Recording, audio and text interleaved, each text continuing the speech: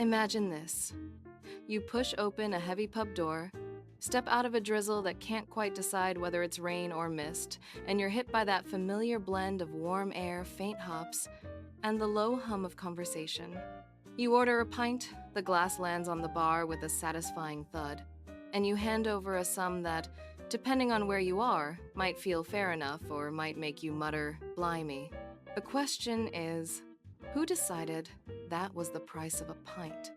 Not in the vague, hand-wavy sense of the market did, but in the precise, slightly messy reality of British pubs, where tradition, tax policy, supply chains, property, and human psychology all collide.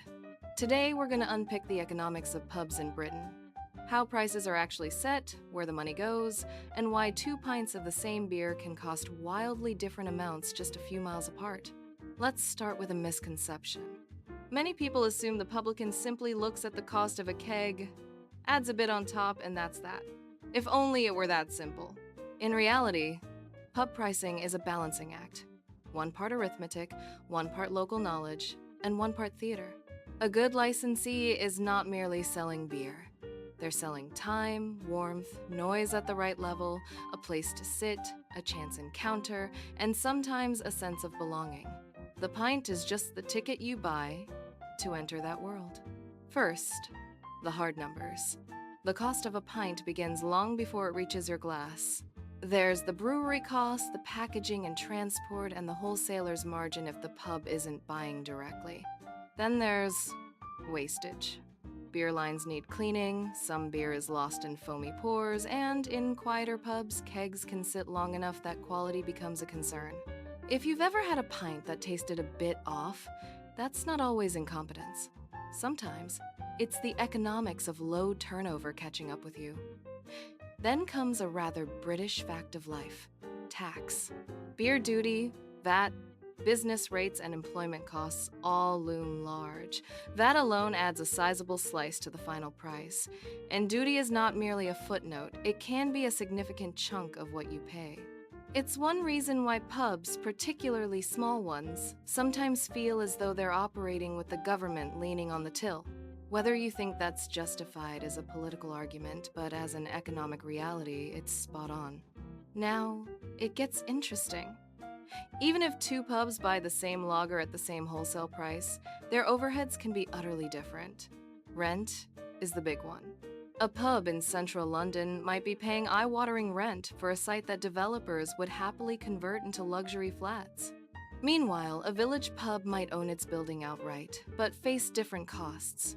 Perhaps higher energy bills for an old drafty place, or a need to run a kitchen to stay afloat. Location doesn't just change the customer, it changes the entire cost structure. And then we arrive at the pub companies, often called pubcos, and the famous tie. In a tied pub, the landlord rents the premises from a pub company and, in return, agrees to buy beer and sometimes other products exclusively from that company or its nominated suppliers. The tie has a long history, and its defenders argue it reduces risk and provides support. Its critics say it can make beer more expensive for the landlord, squeezing margins and leaving less money for investment in the pub itself. Here's why that matters for your pint. If a landlord has to buy beer at a higher price because of the tie, they may have little choice but to charge you more. Of course, they might try to absorb some of the cost, but there's a limit. When your electricity bill doubles, your staff expect wages that keep pace with life, and your cellar needs maintenance. Absorbing costs is just another way of saying going bust slowly. No landlord wants that. They want to be sorted, not sunk. At this point, you might reasonably ask, so who profits? The answer, slightly inconveniently, is, it depends. Breweries profit when demand is strong, and their input costs are under control. Pubcos profit from rents, property values, and supply arrangements. The landlord profits if they manage costs, build a loyal customer base, and keep turnover steady. And in some cases, no one profits very much at all, which is why pubs have been closing at a steady rate for years. Let's talk margins, because this is where intuition often fails. People see the price of a pint and assume the pub is making a fortune. But gross profit is not net profit. Gross profit is what's left after the cost of the beer itself. Net profit is what's left after everything else. Rent, rates, wages, insurance, music licenses, repairs, card payment fees, cleaning products, pest control, waste disposal, and the occasional emergency plumber who arrives at 10 p.m. looking as though they'd rather be anywhere else.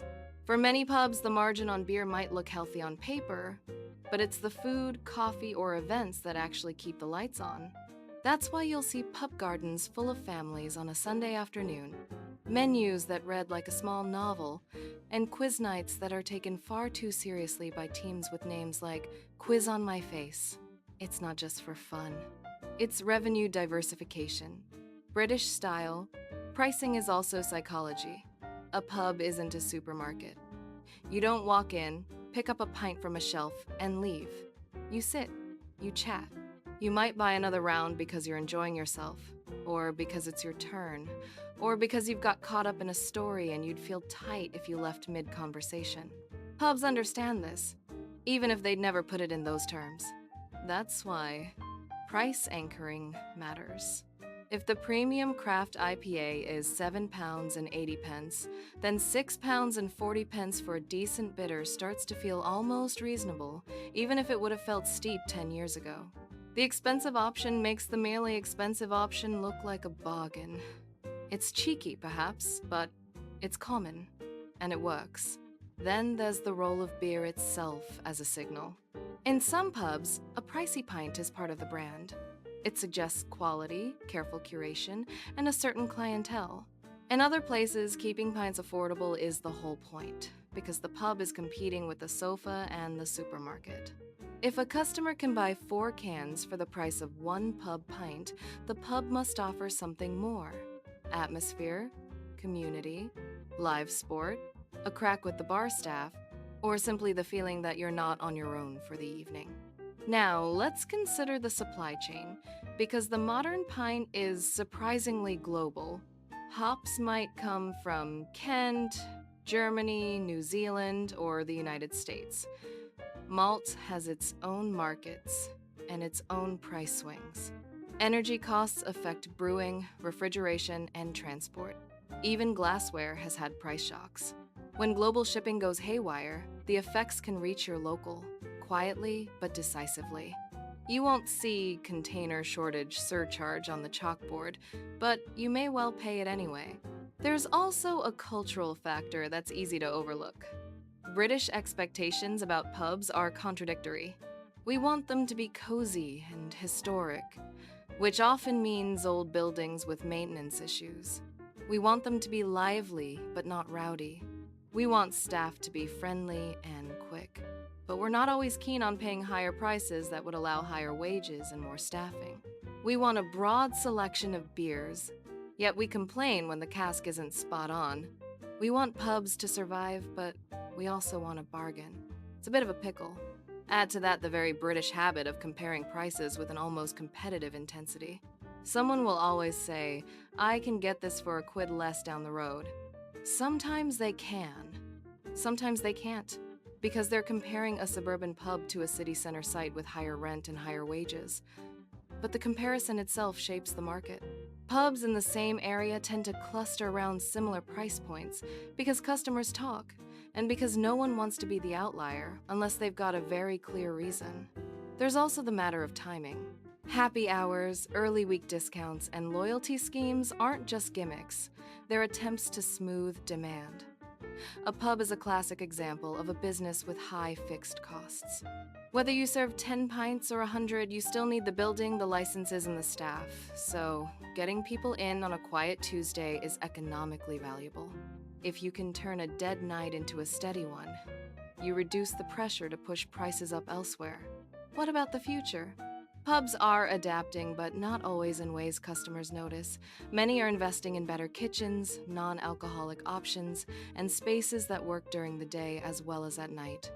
Some are turning into community hubs with book clubs, parent groups, and even small co-working corners.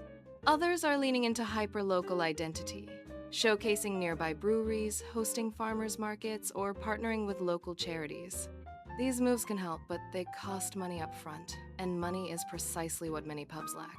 Meanwhile, regulation continues to evolve, from licensing rules to duty reforms and business rate debates. For a pub, small policy changes can be the difference between a manageable month and a brutal one. It's not always dramatic, but it's constant. Paperwork, compliance, inspections, and fees that don't care whether it's been a quiet winter. So, next time you're holding a pint, it's worth remembering you're holding an economic story. That glass contains not only beer, but also tax policy, property economics, global supply chains, labor markets, and the social value we attach to shared spaces.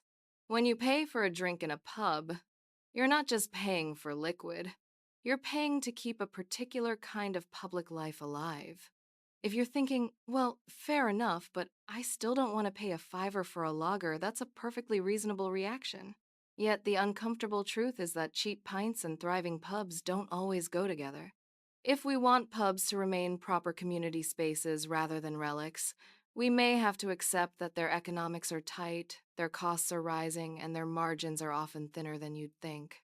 And on that note, if you do go to your local this week, and the pint is good, the room is warm, and the chat is decent, consider it a small miracle of coordination. Give a nod to the bar staff, say cheers, and enjoy it.